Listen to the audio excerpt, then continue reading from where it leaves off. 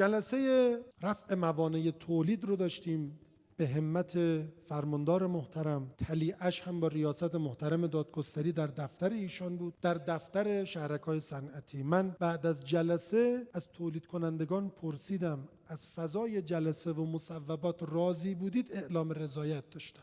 بعضی از حرفای من شاید تلخه ولی واقعیته. از زبان خودم هم نمیگم، از زبان امیرالمومنین علی علیه السلام میگم که دیگه کسی نتونه خدشه کنه.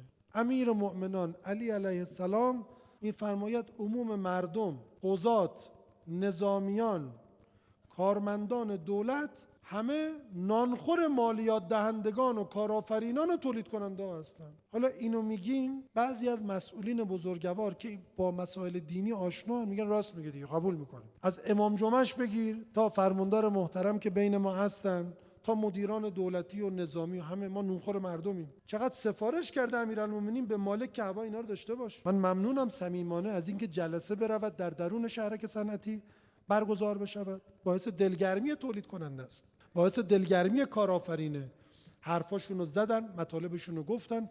صمیمانه ممنونم هم از مقامات اجرایی هم از مقامات قضایی. بعد جلسه برادران من در شهرک صنعتی راضی بودن از مصوبات.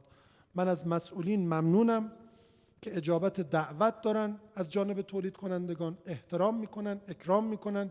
این مضاعف بشه در جلسات شورای اداری، در جلسات شورای فرهنگ عمومی، در جلسات اجتماعی. ما تولید کننده، کارآفرین چشم و چراغ جامعه است. خرج جامعه رو او دارد میدهد. به زبان امیرالمومنین بله یه عده ممکنه بینشون فاسد مفسد باشن، برخورد کنید گردنش هم بشکنید، اما تولید کننده رو باید در جامعه عزت داد، حمایت کرد، کمک کرد.